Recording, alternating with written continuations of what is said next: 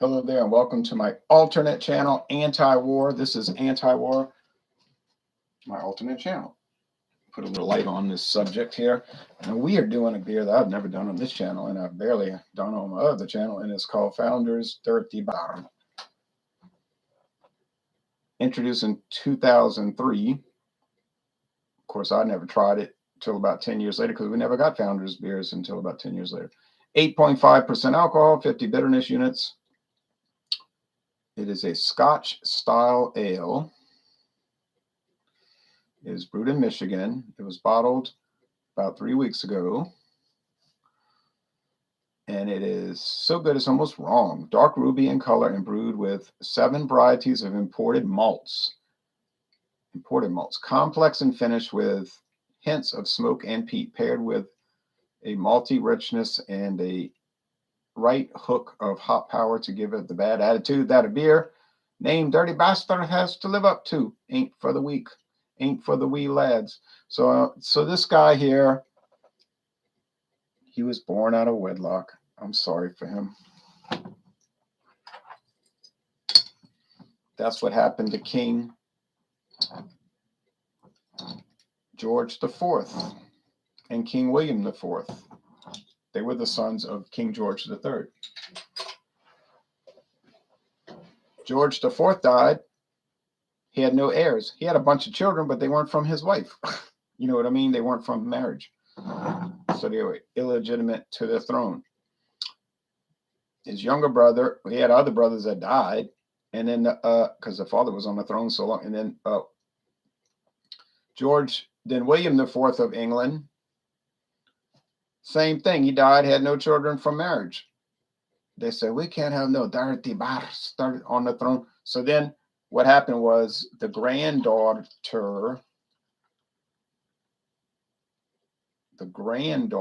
of King George III, Victoria, became queen at 18 years old. She had a bunch of children, all from marriage, holy matrimony.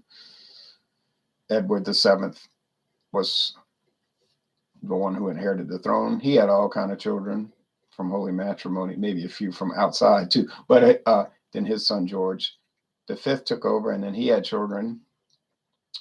Edward VIII, but he was a botched operation. He didn't last a year.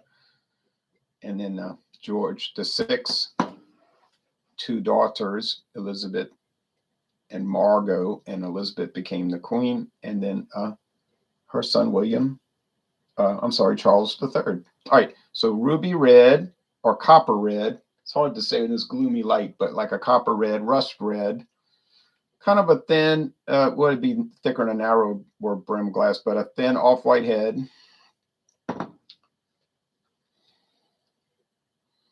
B Aviation says, hey, Ron, how are things in southeastern Louisiana? Damp and cold and a little windy, but they're about to get way worse by Friday, which has got me nervous because I have an old 1950s house and it's raised, and I'm going to try to get under there Thursday and do some things, or hire this guy, see if this guy wants to do it instead of me crawling under there, insulating him. I only had one pipe bust the whole time I've been here, and I didn't run the water strong enough. If I had been running that water strong enough, I think it would have been all right. But then when I woke up in the morning, the drip had stopped and it was frozen. When it thawed out, it came spraying out, so I had to turn the water off. It's a disgusting situation. All right. The aroma. We said this when we did the duo review on the main channel. It didn't have a lot of aroma. Like, we couldn't pick up a lot of smell. And I don't know why. You'd think it would have more. Maybe there's like faint bread crust. It's just not much going on the nose. It's okay in the appearance, like a B. The nose is like a B- because there isn't enough aroma. I wouldn't go lower than that because it's not a bad aroma, of course. The flavor,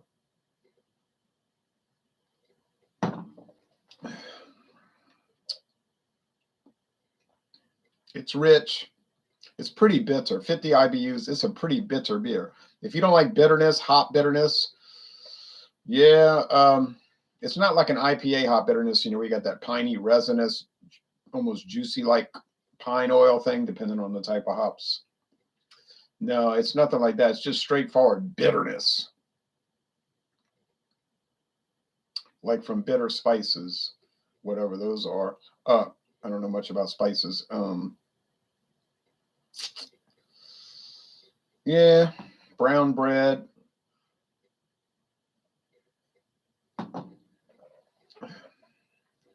Little peatiness, like from the peated malts, like you get in Scotch. Scotch is similar to this because, well, how? They're both made from grains. Single malt Scotch is made from malted barley. This beer has no corn or rice either, so it's made from malted barley. It's fermented, but it's not distilled. Whereas Scotch, single malt Scotch whiskey is fermented, then it's distilled. But from malts, malted barley. Whereas blended Scotch is like a American adjunct lager, right? American adjunct lager has filler, corn or rice. Scotch has filler, grain spirits, usually made from corn. Doesn't have to be from corn though. It could be from rice, wheat, or barley, any grain. But they usually use corn because it's the less expensive option. They put those two together. The peated malts might be 20% single malt whiskey, 80% grain whiskey. They all have to be aged 3 years, separately or together, doesn't matter. And then they age them, like I said, before or after, and bottle it, and that's blended Scotch. Just like Budweiser is a blended beer. But this here is a single malt beer. It's made from 7 malt varieties, but it's only using barley malt, no corn or rice. Got it? And another difference is beer is spiced with hops. Whereas in whiskey, they don't add spices. You can do it, but then it would be a liqueur, a whiskey liqueur. And those are very common. And they add fruit flavoring, you know, like Jim Beam peach, Johnny, did they have flavor Johnny Walker? Crown Royal, vanilla, you know what I'm talking about. And all of that.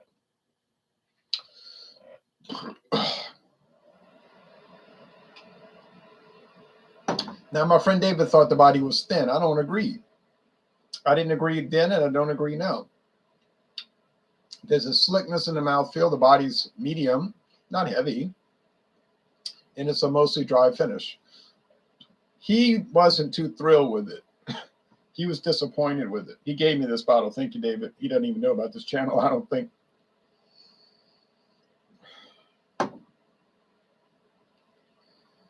Yeah, still not getting a lot of aroma. It's strange.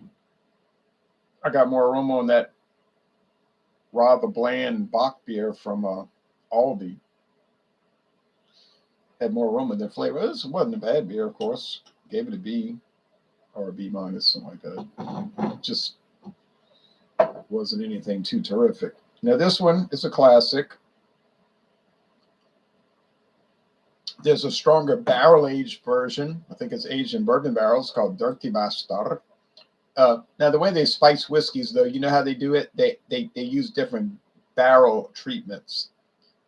It's not really spicing it, you know what I'm saying? But it alternates the flavor. Like they'll take whiskey, could be bourbon whiskey, Scotch, whatever, whatever you want to use. They'll age it in sherry barrels. Or they'll take a whiskey and age it in, could be Irish whiskey, whatever type, doesn't matter, Japanese doesn't. Or they'll age it in rum barrels, or they'll age it in tequila barrels, or they'll age it in mezcal barrels, which is very similar to tequila. In fact, tequila is a type of mezcal. Or they'll age it in cognac barrels, and it makes it taste a little different, Or they'll take whiskey and age it in wine barrels. Or conversely, they'll take wine They'll take wine and age it in whiskey barrels. So there's a lot of ways to fool around with the flavor, tweak the flavor, adjust the flavor,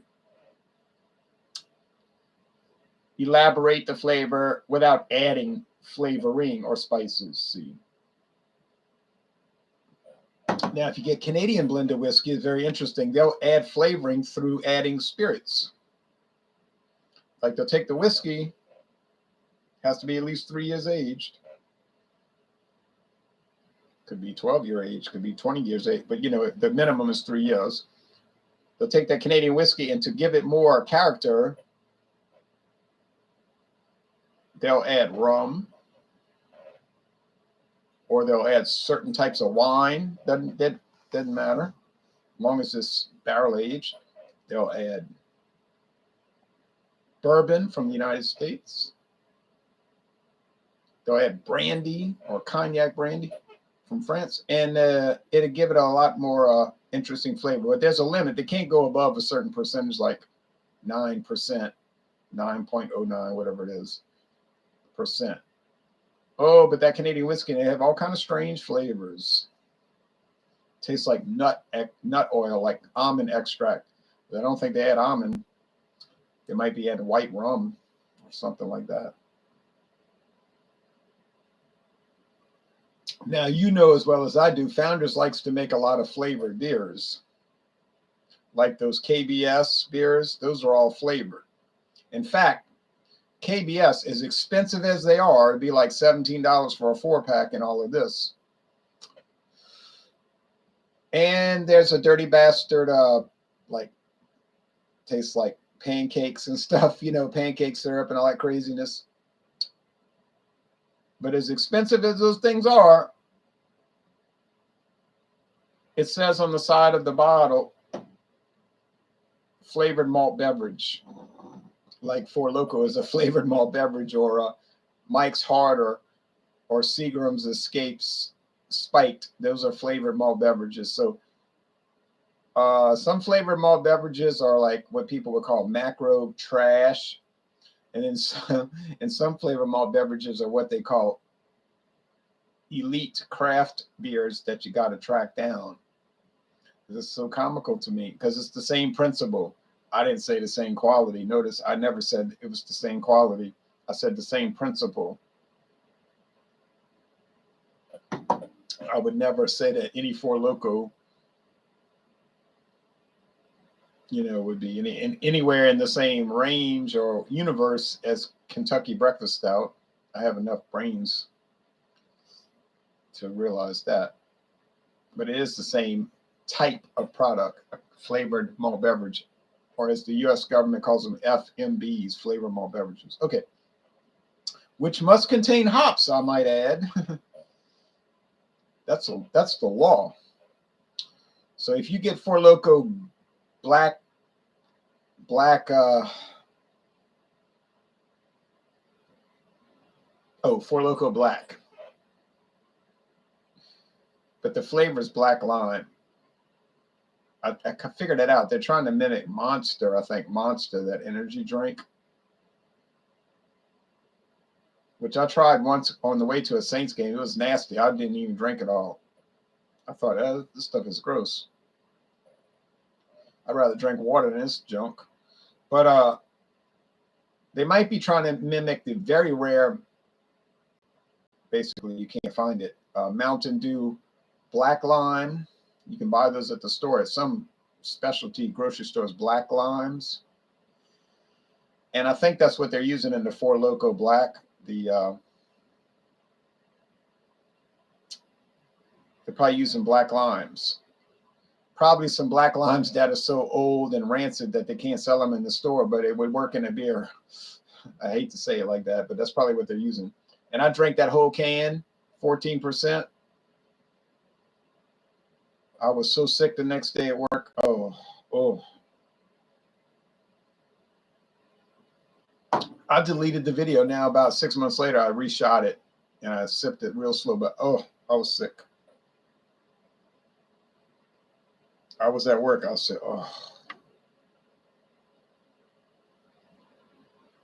I feel so bad. How am I gonna make it through 8 hours? I don't know. You say that's what you get for drinking cheap stuff. It wasn't that really the issue. It tasted pretty good. Actually, my friend David, even when we did the duo review, he scored it pretty high. He said it was an A. It is naturally flavored. It was the fact that it's 14%. And it's a 24-ounce can. No, no, no, no, no. That was my fault because the serving size is 5 ounces. 5 ounces. I drank 4 servings and a half. Oh, Lord. All right. It seems like Canadian whiskey is much less regulated than the others. No, it's highly regulated. It's just that their regulations are different. You understand? It's highly regulated. You know, Canada is almost like some people call it a proto-communist country. You know, they're so regulatory. They're almost like a totalitarian country. They tell them how many times they can blink their eyes in a day, you know. But it's just that their regulations are different, eh? And but it gives them more but yeah, you're right, it gives it more leeway as for what can be added to it. I see what you're saying. A lot of people dog on Canadian whiskey. They just put it down, you know, say that's, I see people making really trite, ugly comments like that's brown vodka. Well, A, it ain't vodka. So that displays ignorance. If you see anybody on the internet call a whiskey brown vodka, that shows their ignorance. They do not know what they're talking about because they'll say, well, they just take vodka and add color and call it whiskey. Wrong, wrong, wrong. A, it's not vodka. It's grain neutral spirits, which is a separate class. If you don't believe me, look it up. ttb.org. ttb.gov. It's not vodka.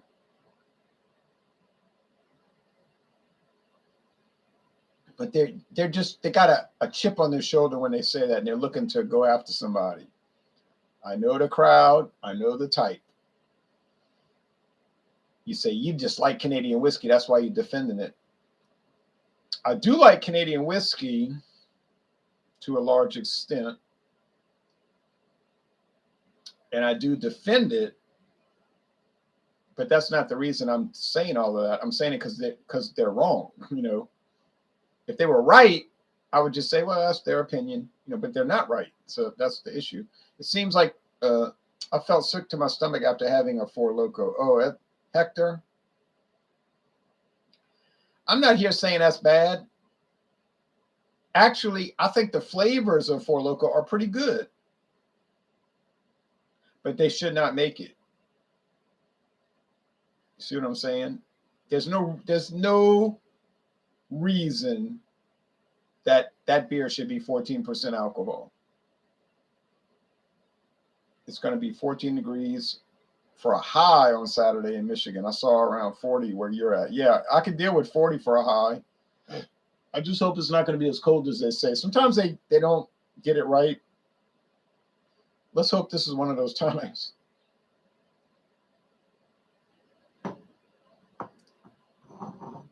The only legitimate way I think a person could drink Four Loko, and they make a regular beer too called Earthquake. It's got no flavoring at it. It's oh man, if you could drink that, you could drink anything. But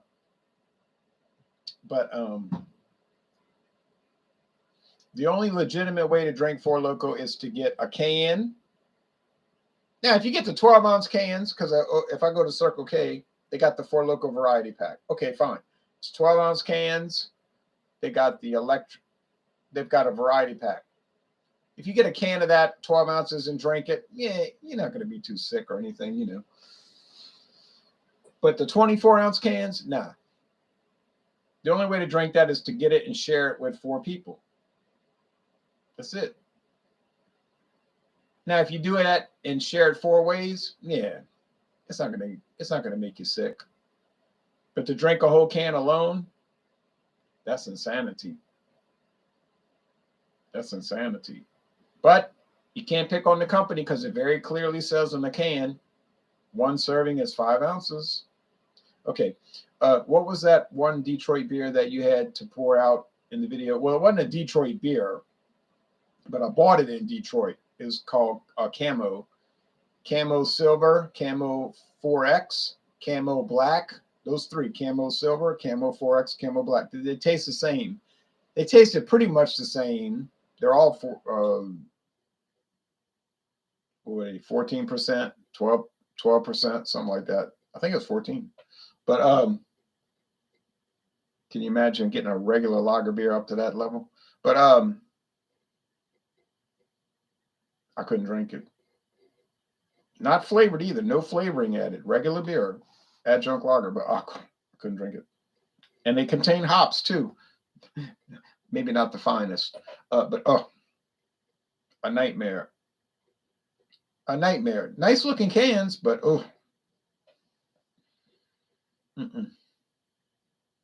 horror, a horror. They sold Earthquake in my area, but they stopped selling. I think nobody would buy it. Yeah, they used to sell it in my town, but I haven't seen Earthquake in years around here. And why? Because people didn't like it. Four Loko? Oh yeah, everybody. Circle K, Marathon, Valero, Racetrack.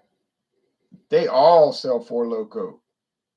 I mean, the grocery stores do not. Winn-Dixie, Walmart, Mathern's, Aldi, Cash Saver. No, they don't sell Four Loko. You know, that's a C store. They call that in the trade in the beer world a C store beer, convenience store beer. Yeah.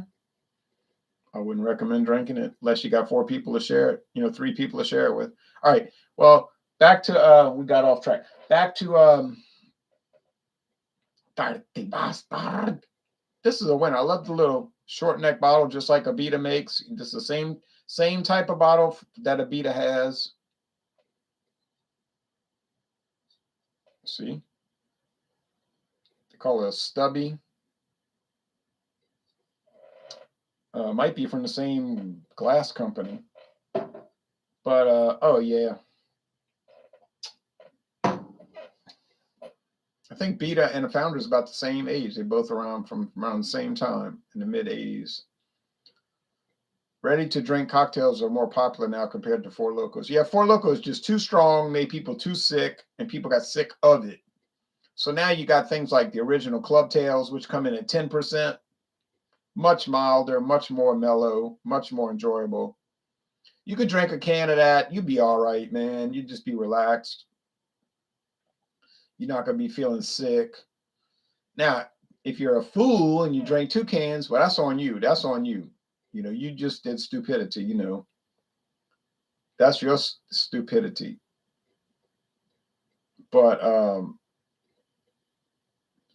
if you just get a original Club Tails, whatever flavor you want to get, like the watermelon margarita or something like that, yeah, you're not going to get sick. Now, if you get the MXD, the mixed from the people that make Mike's Harder, same company. That's 12%. Now that's getting on the edge a little bit. A pint can, that's pushing it. I drank a few of those and I was like, woo-wee. And I just drank one each. You know, I didn't drink multiples, but I thought, oh, this is a little rough. Flavor, beautiful. Body, nice. Finish, fine. But the feeling you get, it's like somebody drugged me. You know, I don't like to take medicine, so I don't like to feel like I drank and took medicine. You know, ready? Yeah. So let's get out of here. Y'all take care. And Founders, what am I going to score it? The Dirty Bastard. I'm going to go with an A. 93 out of 100. It's an A. Most excellent product. It's still a good price. My friend David got it for $8.99 a 6-pack. $8.99 a 6-pack. And I was at Walmart 2 days ago. And doggone it, they had